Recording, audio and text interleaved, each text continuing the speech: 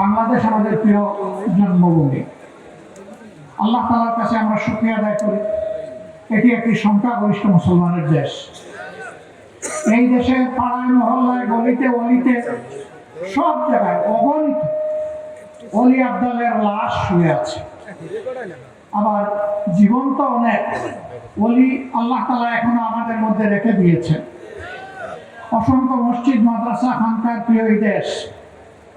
এই দেশে মানুষের ঘুম ভাঙে ফজরের আযান শুনে, আবার এশার সালাত আদায় করে মানুষ ঘুমোতে যায়। এমন একটা দেশে জুমাবার যখন আসে মসজিদগুলোতে মুসল্লি ধারণের কোনো জায়গা থাকে না, উপচে পড়ে। রাস্তাঘাটে মসজিদের ছাদে, অনেক সময় ঘর দুয়ারের ছাদেও মানুষ দাঁড়িয়ে যায় না।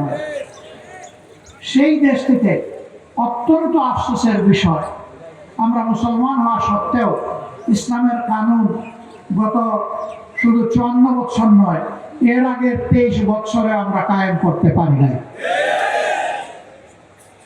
এ দায় আমাদের।